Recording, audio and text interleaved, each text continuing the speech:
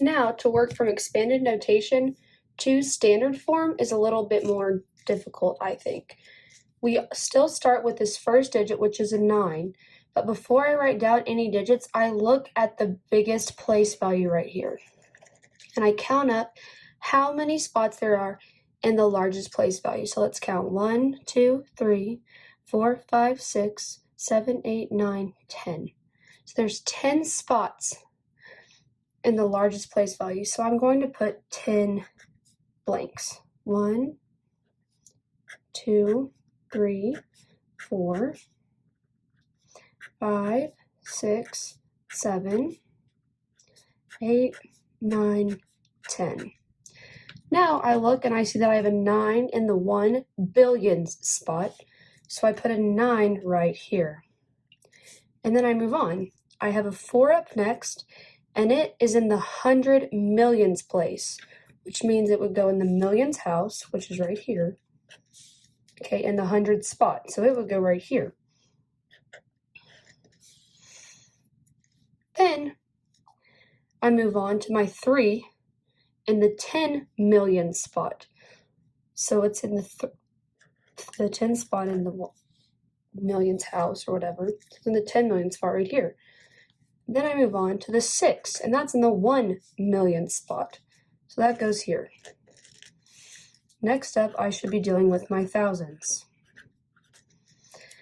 I have an 8 times 10,000. So I don't have anything in the 100,000s. So I put a 0 here because I have no digit that's multiplied by 100,000. So I can put a 0 in the 100,000s and then move on to this 8 in the 10,000 spot. And then go to the 1,000 spot and put a 7. Put a 5 in the 100 spot. Put a 1 in the 10 spot. And put a 2 in the 1 spot. And now I have written out 9,436,087,512 in standard form. I have taken it from expanded notation to standard form.